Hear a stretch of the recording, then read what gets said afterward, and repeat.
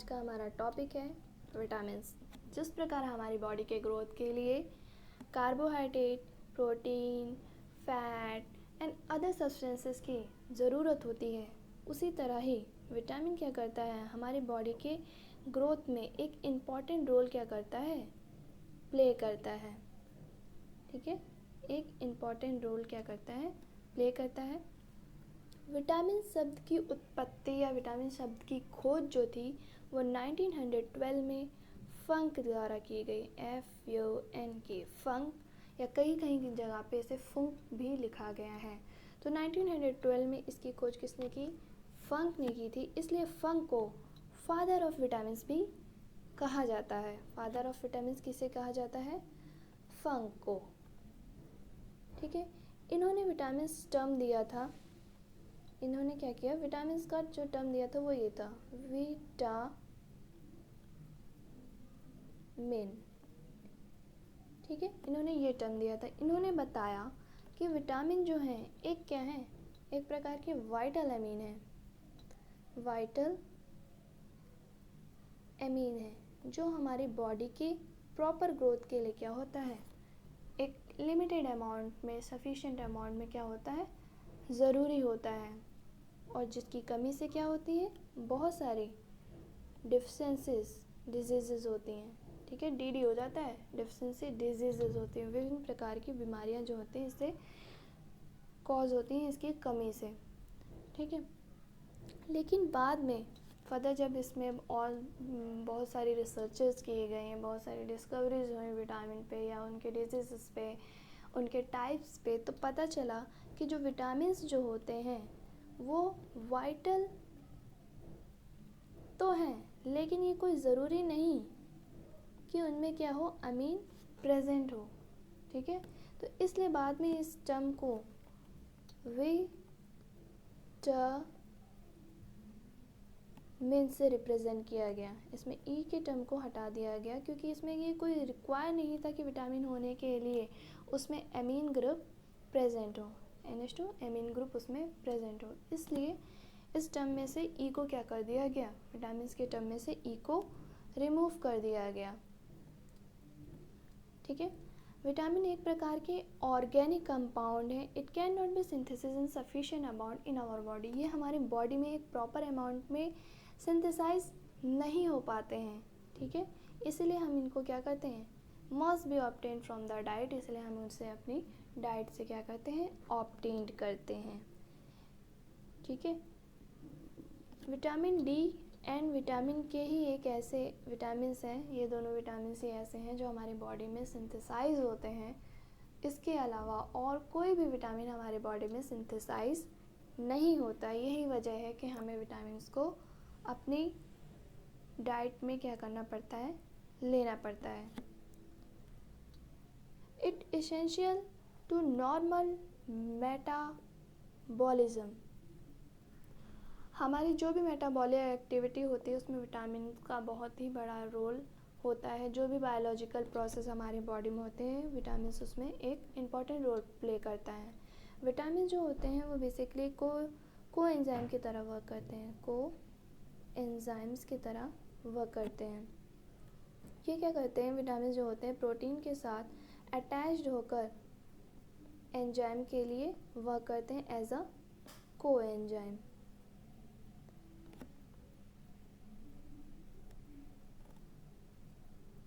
हमने जान लिया कि विटामिन है क्या। उसके बाद आता है विटामिन कितने टाइप्स के होते हैं। तो अगर इनके टाइप्स की बात करें, टाइप्स ऑफ विटामिन्स, विटामिन्स जो होते हैं ABCDE इस तरह से बहुत सारे विटामिन्स हैं। लेकिन अगर इनको एक कैटेगराइजेशन या क्लासिफिकेशन की बात करें कि किस तरह से क्लासिफाई किया जाता है, तो विटामिन्स को जो है वो दो पार्ट्स में बांटा गया है। ठीक है, सॉल्युबिलिटी के बेसिस पे, सॉल्युबिलिटी के बेसिस पे क्या किया गया है, विटामिन को दो पार्ट्स में बांटा गया है। कितने पार्ट्स में बांटा गया है, दो पार्ट्स में। कौन कौन से हैं वो पार्ट्स, विटामिन्स जो हैं वो दो तरह के होते हैं सॉल्युबिलिटी के बेसिस पे। पहला है वाटर सॉल्युबल विटामिन और दूसरा है fat soluble vitamin. Water soluble vitamin में विटामिन सी है और विटामिन बी है, जबकि फैट सॉल्युबल विटामिन में ए, डी, ई और के, ये हमारे फैट सॉल्युबल विटामिन हैं। वाटर सॉल्युबल विटामिन और फैट सॉल्युबल विटामिन में मेन डिफरेंस ये है कि जो वाटर सॉल्युबल विटामिन होते हैं वो हमारे बॉडी में स्टोर हो जाते हैं, स्टोर नहीं होते हैं। वाटर सॉल्युबल विटामिन जो होते हैं वो हमारे बॉडी में स्टोर नहीं होते हैं, जबकि फैट सॉल्युबल विटामिन जो होते हैं वो हमारे बॉडी में स्टोर होते हैं।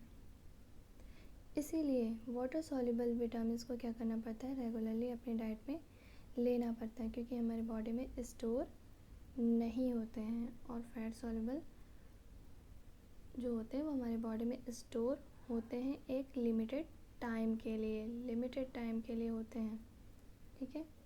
रिक्वायरमेंट इनकी भी हमें अपनी डाइट में होती है, लेकिन रेगुलरली जो है हमें वाटर सॉल्युबल विटामिन्स को लेना चाहिए, क्योंकि ये क्या होता है, वाटर में सॉल्युबल होने के कारण ये क्या होता है, ब्लड में जाते हैं। उसके बाद जब इनकी प्योरीफिकेशन होती है तो उसके बाद ये क्या होता है, यूरिन के फॉर्म में हमारे बॉडी से आउटसाइड चले जाते हैं। तो इसलिए ज़रूरी है कि हम रेगुलरली क्या करें, वाटर सॉल्युबल विटामिन्स को टेक तो करें हैं, क्योंकि वो हमारे बॉडी में स्टोर नहीं होते हैं। उसके बाद आता है, सबसे पहले अगर हम विटामिन्स को अगर हम स्टडी करें तो सबसे पहले विटामिन कौन सा है, विटामिन ए। सबसे पहले हम क्या पढ़ेंगे, विटामिन ए के बारे में जानेंगे। जो एग्ज़ाम में बेसिकली विटामिन ए से रिलेटेड या विटामिन से रिलेटेड आता है कि इसके सोर्सेज क्या है, विटामिन ए के सोर्स क्या है, बी के सोर्स क्या है, या इसका केमिकल नेम क्या है, या फिर इससे होने वाली डिफिशिएंसी डिजीज़ क्या है, तो हम उसी के बारे में यहाँ पर डिस्कस करेंगे। तो विटामिन ए का जो केमिकल नेम है वो क्या है, रेटिनॉल है। विटामिन ए का केमिकल नेम क्या है, रेटिनॉल है। और इससे होने वाली जो डिजीज़ है वो क्या है, यानी इसकी कमी से होने वाली, इससे होने वाली डिजीज़ नहीं, इसकी कमी से जो होने वाली डिजीज़ है वो क्या है, नाइट ब्लाइंडनेस। नाइट ब्लाइंडनेस एक ऐसी बीमारी है जिसमें क्या होता है, इसको हिंदी में तो रतौंधी बोलते हैं। इसमें क्या होता है, रात के टाइम पे क्या होता है, हमें बहुत ही कम दिखता है, या फिर बहुत से लोगों को दिखता भी नहीं है। रात के टाइम पे वो देख नहीं पाते हैं, बहुत कम दिखता है, ठीक। तो विटामिन ए जो होता है वो क्या होता है, हमारे आई की हेल्थ के लिए, ठीक है, हमारे आइज़ की गुड हेल्थ के लिए क्या होता है, विटामिन ए की रिक्वायरमेंट होती है, ठीक। विटामिन ए के जो सोर्सेज हैं वो क्या है, विटामिन ए का जो सोर्सेज हैं वो है, सबसे ज़्यादा बोला जाता है कि गाजर में सबसे ज़्यादा विटामिन पाया जाता है, लेकिन ऐसा नहीं है।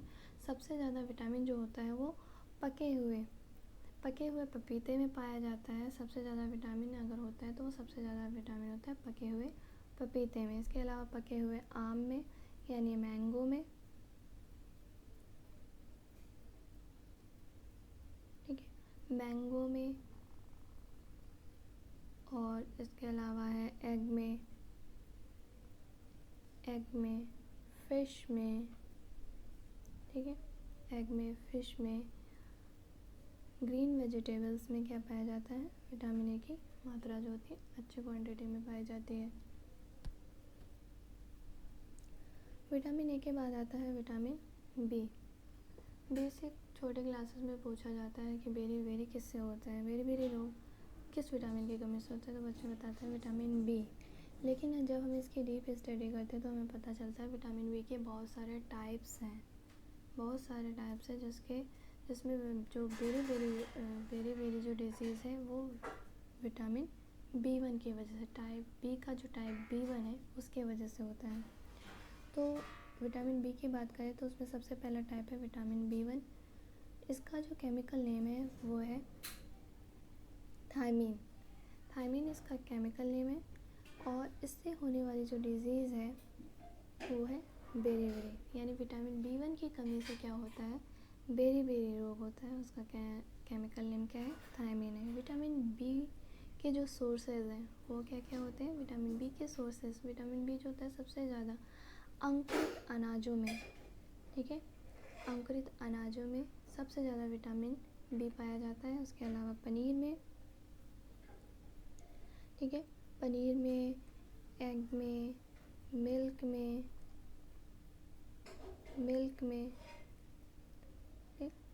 में, हरी सब्जियों में, ग्रीन वेजिटेबल्स, फ्रूट में, इन सभी में क्या प्रेजेंट होता है हमारा विटामिन बी जो होता है वो प्रेजेंट होता है। विटामिन B1 के बाद जब हम इसके टाइप्स की बात करते हैं तो आता है विटामिन B2।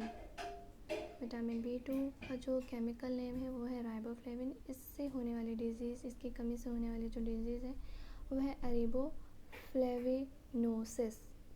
उसके बाद है B3 का केमिकल नेम है नियासिन। इससे होने वाली डिजीज़ है पेलेग्रा। विटामिन B5 इसकी कमी से होने वाला रोग है पेरेस्थीसिया और इसका रासायनिक नेम या केमिकल नेम है pantothenic acid. Vitamin B6 pyridoxine इसका केमिकल नेम है और इससे होने वाली रोग या डिजीज़ जो है वो है एनीमिया। विटामिन B7 का केमिकल नेम बायोटीन है और इससे होने वाली जो डेफिशिएंसी डिजीज़ है वो है डेर्मेटाइटिस। विटामिन B9 इसका केमिकल नेम फॉलिक एसिड। इससे होने वाला जो रोग है वो क्या है मैग्लोब्लास्टिक एनीमिया। विटामिन B12 जो है सबसे ज़्यादा एग्ज़ाम में पूछा जाने वाला क्वेश्चन आता है क्योंकि इसमें क्या है दो क्या है ग्रुप्स प्रेजेंट होते हैं, साइनो और एमीन। ठीक, और इसमें जो मेटल प्रेजेंट होता है वो क्या होता है कोबाल्ट। ठीक, तो इसका जो केमिकल नेम जो है वो क्या है साइनो कोबालामीन। ऐसा भी पूछा जा सकता है कि ऐसा कौन सा विटामिन है जिसमें क्या होता है कोबाल्ट जो है कोबाल्ट प्रेजेंट होता है, तो वो कौन सा विटामिन बी है विटामिन B12 है। ठीक है, या ये भी क्वेश्चन बन सकता है कि पेलेग्रा जो डिजीज़ है वो कौन से विटामिन की कमी से होता है। उसमें टाइप्स में आ सकता है B1, B2, B3, तो वहाँ पे क्या होगा विटामिन B3 से क्या होता है पेलेग्रा नामक रोग हो जाता है। विटामिन B12 जो साइनोकोबालामीन है इससे होने वाले जो डिजीज़ है वो मैग्लोब्लास्टिक एनीमिया है। यानी एनीमिया जो है इससे भी एनीमिया कॉज होता है, लेकिन ये काफ़ी अलग लेवल की होती है।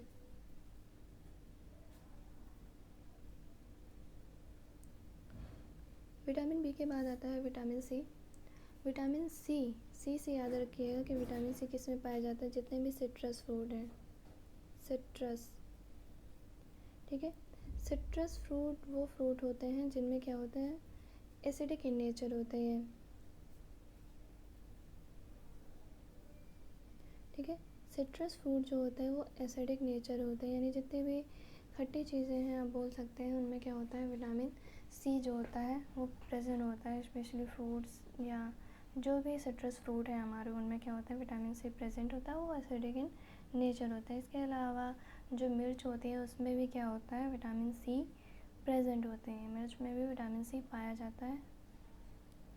ठीक है, विटामिन सी की कमी से होने वाला जो रोग है वो क्या है स्कर्वी और स्वेलिंग ऑफ गम्स, यानी जो हमारे मसूड़े होते हैं वो उनमें क्या होती है स्वेलिंग आ जाती है। ठीक है, हमारे जो मसूड़े होते हैं उनमें क्या होती है स्वेलिंग आ सकती है। तो इसलिए ज़रूरी है कि अगर हमें स्कर्वी और स्वेलिंग ऑफ गम से बचना है तो हमें विटामिन सी को अपनी डाइट में प्रॉपर अमाउंट में लेना चाहिए, क्योंकि ये क्या है एक तो ये वाटर सॉल्युबल विटामिन है, तो ये हमारे बॉडी में रेगुलरली टेक करना पड़ेगा।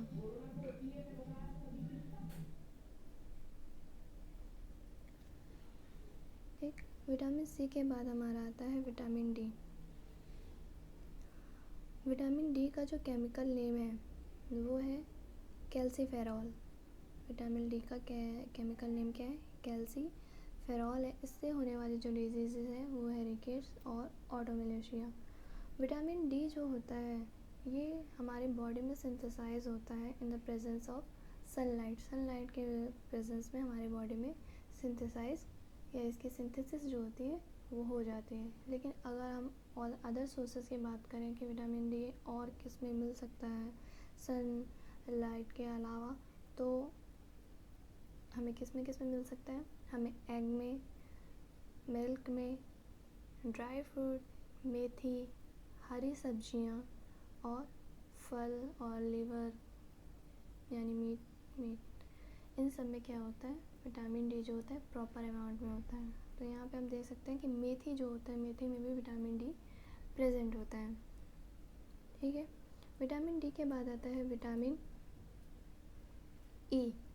विटामिन ई को हम ब्यूटी विटामिन भी बोलते हैं, क्योंकि विटामिन ई का यूज़ होता है बहुत सारे ब्यूटी प्रोडक्ट्स में होता है, जैसे हेयर से रिलेटेड जो ब्यूटी प्रोडक्ट्स बनते हैं या फिर स्किन से रिलेटेड, तो उसमें विटामिन ई का क्या होता है, काफ़ी यूज़ होता है और ये काफ़ी लाभदायक है हमारे ब्यूटी के लिए, इसीलिए इनका यूज़ ब्यूटी प्रोडक्ट में भी होता है। काफ़ी अच्छा होता है हमारी स्किन और हेयर के लिए। विटामिन ई की कमी से जो होने वाला रोग है वो क्या है, लेस फर्टिलिटी हो जाते हैं। ठीक है, लेस फर्टिलिटी यानी बांझपन या नपुंसकता के जैसे रोग भी इसकी कमी से देखे जाते हैं।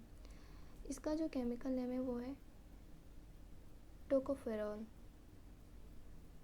इसका केमिकल नेम क्या है, टोकोफेरॉल है। और इसके सोर्सेज की अगर हम बात करें तो इसके जो सोर्सेज हैं वो क्या है, विटामिन ई के कैप्सूल्स आप ले सकते हैं, कलेंजी यानी लीवर का यूज़ कर सकते हैं, जितने भी ड्राई फ्रूट्स हैं उसमें काफ़ी मात्रा में होते हैं ड्राई फ्रूट्स में।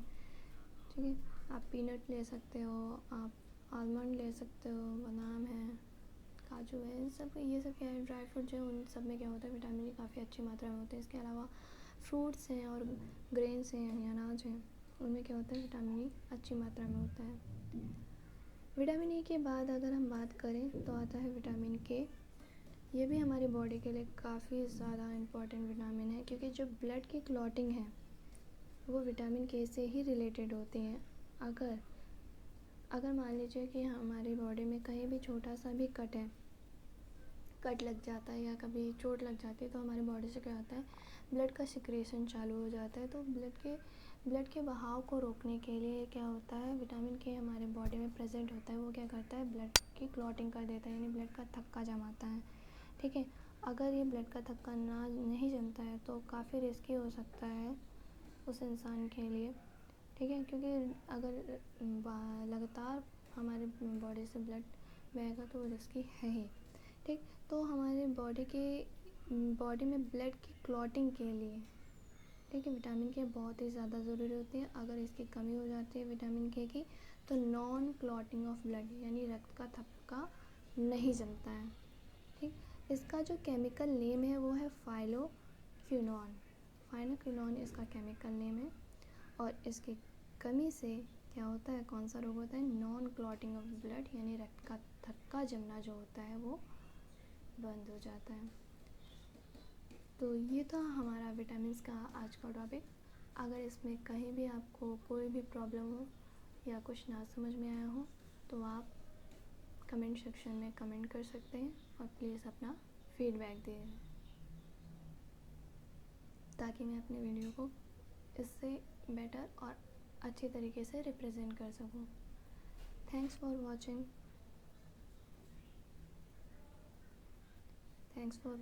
Again. Yes, thanks for watching and please subscribe and like